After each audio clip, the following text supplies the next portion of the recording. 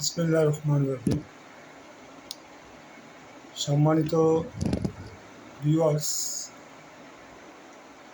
আসসালামু আলাইকুম রহমতুল্লাহি ওয়া বারাকাতুহু। আমি আজকে একটা ব্যতিক্রমধর্মী আলোচনা নিয়ে আসছি। আপনারা জানেন, বিশ্বের অন্যতম একটি প্রাকৃতিক মৎস্য প্রজনন কেন্দ্র এবং দক্ষিণ এশিয়ার মধ্যে অন্যতম একটি মিঠা পানির প্রাকৃতিক মৎস্য প্রজনন কেন্দ্র হচ্ছে হালদা নদী। এই হালদা নদী এই প্রাকৃতিক মৎস্য প্রজনন কেন্দ্র, যেগুলো খোদাইভাবে সেটার ইতিহাস বলে আজ থেকে 700-800 বছর আগে সুদূর আরব থেকে একজন মহান ধর্ম প্রচারক, মহান ওলি,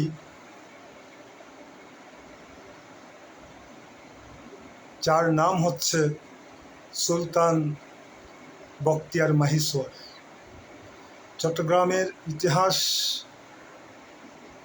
আপনারা পর্যালোচনা করলে দেখবেন, এই সুলতান মাহিসওয়ার 4টি প্রজাতির বড় বড় মাছের পিঠে সোয়ার হয়ে এই বঙ্গোপসাগর হয়ে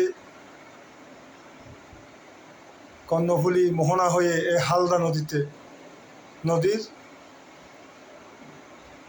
যেই অংশে এই মাছরা ডিম ছাড়ে, বিশেষ করে মদুনাঘাট, আজিমাঘাট এবং এই যে কাগতিয়ার পেছনে অবস্থান, যে জায়গাটা বিশেষ করে ওই জায়গায় মাছগুলো ডিম ছাড়ে, সেই আজিমাঘাটের পরে কাগতিয়ার পেছনে সর্বপ্রথম এই সুলতান বখতিয়ার মাহিসওয়ার মাছের পিঠ থেকে নেমে ইসলাম প্রচার করার জন্য ভূমিতে পা রেখেছিলেন। সেই মাছগুলো সুলতান বখতিয়ার মাহিসওয়ার উনি ওই মাছগুলোকে আসার পর আল্লাহর কাছে দোয়া করেছিলেন, এই মাছগুলো যেন তাদের বংশানুক্রমে তাদের বংশবিস্তার যেন এই হালদা নদীতে এসে করে। সেই দোয়ার বরকতে, সেই দোয়ার ফজিলতে আজকে এই 700-800 বছর আগে এই আটলান্টিক মহাসাগর থেকে এই বড় বড় মাছগুলো আজকে এই যখন ডিম দেওয়ার সময় হয়, তখন এই আমাদের কর্ণফুলীর মোহনা দিয়ে এই মিঠা পানির হালদা নদীতে এসে এই মাছগুলো প্রতি বছর ডিম দিয়ে থাকে। এই মাছগুলো কম বেশি প্রায় সময় প্রতি বছর এসে এরকম বর্ষা মৌসুমের আগে এসে ডিম ছেড়ে যায়। এরকম সময় উল্লেখ্য, একমাত্র প্রাকৃতিক মৎস্য প্রজনন কেন্দ্র হিসেবে বিশ্বের কাছে সমাদৃত অলৌকিক একটা নিদর্শন হচ্ছে এই হালদা নদী। মাশাআল্লাহ, এবার রেকর্ড পরিমাণ ডিম ছেড়েছে এই মা মাছ। রুই, কাতাল, মৃগেল, কালীবাউস, এই 4 প্রজাতির ডিম প্রচুর, প্রায় 14,000 কেজি ডিম ছেড়েছে এবার। এবং কৃষক যারা মৎস্যজীবী তারা বলতে শোনা যাচ্ছে 10 বছরের মধ্যে রেকর্ড পরিমাণ ডিম ছেড়েছে। তথ্য বলছে গত বছর থেকে এই বছর 12 গুণ বেশি ডিম ছেড়েছে। গত বছর থেকে এবছর 12,485 কেজি ডিম বেশি পেয়েছে। এই প্রাকৃতিক মৎস্য প্রজনন কেন্দ্র একমাত্র রেকর্ড হচ্ছে 2016 সালে এই হালদা নদীতে বড় বড় মা মাছরা কিন্তু এসেছিল, এবং ডিম ছাড়ার জন্য যে অনুকূল পরিবেশগুলো দরকার ছিল ওগুলোও সব ছিল, উপস্থিত ছিল। কিন্তু সেই বছর হালদা নদীতে মা মাছরা নমুনা ডিম দিয়ে চলে গিয়েছিল। তার ইতিহাস আপনারা সবাই জানেন। কেন 2016 সাল এই শোক পালন করেছিল এই হালদা নদী?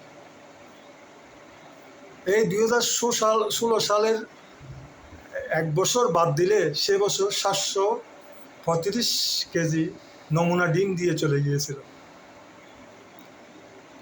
বা রাউজান হাটহাজারী অঞ্চলের মানুষ, ইভেন কি পুরো বাংলাদেশের মানুষ সেটা জানে যে 2016 সালে একটা শোকাহত দিন ছিল, শোকাবহ দিন ছিল, যেটা শোক পালন করেছিল এই হালদা নদী।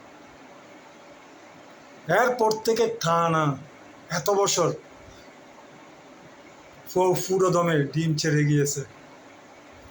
আজকে জাতীয় পত্রিকা ইনকলাব, যুগান্তর, আমাদের চট্টগ্রামে আঞ্চলিক পত্রিকা পূর্বকোণ, আজাদি, তারপর আপনার এই যে পূর্বদেশ, আরও অন্যান্য যতগুলো পত্রিকা আছে সকল পত্রিকায় আজকে বলছে রেকর্ড পরিমাণ ডিম পেয়েছে, এবং যারা মৎস্যজীবী তাদের মুখে হাসি ফুটেছে।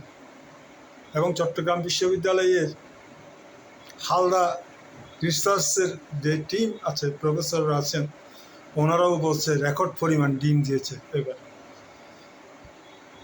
যে ডিম এই দেশের আমিষ মাছের ঘাটতি মেটাতে আল্লাহর তরফ থেকে একটা বড় ধরনের আমাদের জন্য উপহার। কার মাধ্যমে পেয়েছে সেটার ইতিহাস ঘাটলে দেখা যায় এই সুলতান বখতিয়ার নাইসর। আজকে এই ধারাবাহিকভাবে আমি আপনাদেরকে বলতে পারতাম কত সালে কত মাছ ডিম ছেড়েছে, এবং এগুলো বড় বড় মাছ কিন্তু। সুতরাং আপনারা পত্রিকা থেকে ইতিহাস জেনে নেবেন। আশা করি প্রকৃত ইতিহাসটা। এই হালদা নদীর অবস্থানটা কোথায় জানেন? হালদা নদীর অবস্থানটা হচ্ছে রাউজান এবং হাটহাজারীর মাঝখান দিয়ে। আবার ডিম ছাড়ে কোন জায়গায়? মদুনাঘাট থেকে এই কাগতিয়ার পেছনে এরিয়া, এটার আজিমাঘাটটা এই এলাকার মধ্যে মূলত ডিমগুলো মাছ ছাড়ে। এটাই হচ্ছে একটা আউলিয়া একরামদের দোয়ার ফজলিয়ত, বরকত, এবং বাংলাদেশের জন্য একটা ওনাদের উপহার। ওনাদের দোয়ার বরকতে পর্যায়ক্রমে এই পর্যন্ত আমরা এই ডিম প্রাকৃতিক মৎস্য প্রজনন কেন্দ্র লক্ষ কোটি টাকা, হাজার হাজার লক্ষ কোটি টাকার কোনো ব্যয় ছাড়া আমাদেরকে আল্লাহ দান করে যাচ্ছেন এই অলির বরকতে। সুতরাং আমাদেরকে সেটার অবশ্যই শুকরিয়া আদায় করতে হবে। আমরা সেই জন্য শুকরিয়া আদায় করি, এবং এই ধারাবাহিকতা যেন কিয়ামত পর্যন্ত অব্যাহত থাকে। আসসালামু আলাইকুম রহমতুল্লাহি ওয়া বারাকাতুহু।